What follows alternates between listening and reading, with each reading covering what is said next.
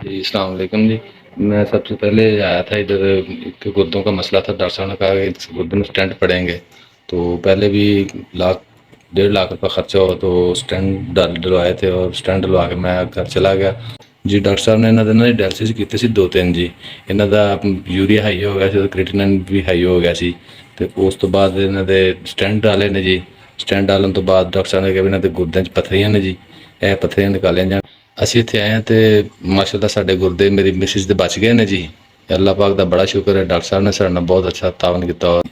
ਔਰ ਇਹਨਾਂ ਦਾ ਕ੍ਰੈਟਿਨਾਈਨ ਇੱਕ ਤੇ ਵਾਪਸ ਆ ਗਿਆ ਜੀ। ਉਸ ਤੋਂ ਬਾਅਦ ਇਹਨਾਂ ਦੇ ਕੋਈ ਡਾਇਲਿਸਿਸ ਨਹੀਂ ਹੋਏ, 15 ਦਿਨ ਉਹ ਚੱਲੇ ਨੇ ਜੀ।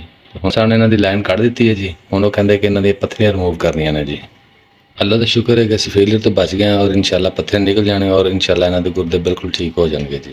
ਅਸੀਂ 2-3 ਹਸਪਤਾਲਾਂ 'ਚ ਗਏ ਹਾਂ, ਲੇਕਿਨ ਉੱਥੇ ਕਿਸੇ ਨੇ ਕੋਈ ਐਡਾ ਕੰਮ ਨਹੀਂ ਕੀਤਾ ਜੀ। ਸਾਰਾ ਸਿਹਤ ਕਾਰਡ ਦਾ ਜੋ ਵੀ ਕਹਿੰਦੇ ਨੇ, ਐਵੇਂ ਕਿਸੇ 'ਤੇ ਕੋਈ ਯਕੀਨ ਨਹੀਂ। ਮੈਨੂੰ ਕੋਈ ਸਿਹਤ ਕਾਰਡ ਵਾਲਾ ਮਰੀਜ਼ ਅਸੀਂ ਪਕੜਦੇ ਹੀ ਨਹੀਂ, ਉਹਨਾਂ ਦੇ ਵਿੱਚ ਤਾਂ ਪੇਮੈਂਟ ਹੀ ਕੋਈ ਨਹੀਂ ਹੈਗੀ।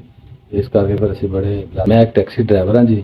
ਅੱਗੇ ਵੀ ਮੈਂ ਮਦਦ ਲੈ ਕੇ ਕੰਮ ਕਰਵਾਇਆ, ਹੁਣ ਮੈਨੂੰ ਫਿਰ ਮਦਦ ਦੀ ਜ਼ਰੂਰਤ ਹੈ ਤੁਹਾਡੀ ਜੀ। ਹਰ ਜਗ੍ਹਾ 'ਤੇ ਗਿਆ ਤੇ ਡਾਕਟਰ ਲੱਖ ਲੱਖ ਰੁਪਇਆ ਮੰਗਦੇ ਨੇ ਪੱਥਰੀਆਂ ਕੱਢਣ ਦਾ ਜੀ। ਅਸੀਂ ਉਹਨਾਂ ਦੀ ਮਿਹਨਤ ਕੀਤੀ ਹੈ ਕਿ ਤੁਹਾਡੀ ਮਿਹਰਬਾਨੀ ਹੈ, ਸਾਡੇ ਕੋਲ ਲੱਖ ਰੁਪਇਆ ਨਹੀਂ ਆਇਆ। ਉਹਨਾਂ 70,000 ਰੁਪਏ 'ਚ ਸਾਡਾ ਕੰਮ ਕੀਤਾ। ਇਹ ਮੇਰੀ ਛੋਟੀ ਬੱਚੀ ਹੈ ਜੀ, ਇਹਨਾਂ ਦੀਆਂ ਵਾਲੀਆਂ ਵੇਚ ਕੇ ਨਾ ਜੀ ਮੈਂ 50,000 ਰੁਪਏ ਡਾਕਟਰ ਨੂੰ ਦਿੱਤਾ ਹੈ। 20,000 ਰੁਪਏ ਉਹਨਾਂ ਨੂੰ ਹੋਰ देना और फिर उन्होंने मेरी बीवी को ऑपरेशन थिएटर से लेके जाना। मैं कैसे किसी से कोई बात करूं। सारी ज़िंदगी मेरे मियाँ ने हलाल की कमाई की, हमने सब्र शुक्र करके जितना भी उतने में गुजारा किया है। आज हमें मदद की ज़रूरत है और आप हमारी मदद करें। मैं किडनी फेलियर से बच जाऊंगी आपकी मदद से।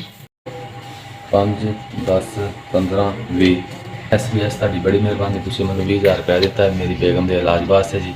ਅੱਲਾਹ ਪਾਕ ਤੁਹਾਨੂੰ ਤੰਦਰੁਸਤੀ ਦੇਵੇ, ਤੁਹਾਨੂੰ ਅੱਲਾਹ ਤਾਲਾ ਸਿਹਤ ਦੇਵੇ। ਅੱਲਾਹ ਪਾਕ ਤੁਹਾਨੂੰ ਬਹੁਤ ਬਹੁਤ ਜ਼ਿਆਦਾ ਦੇਵੇ ਜੀ। ਤੁਹਾਡੀ ਬਹੁਤ ਬਹੁਤ ਮਿਹਰਬਾਨੀ। अस्सलाम वालेकुम।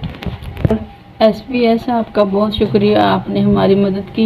SBS आपका शुक्रिया, आपका भेजा हुआ 20,000 रुपया हमें मिल गया।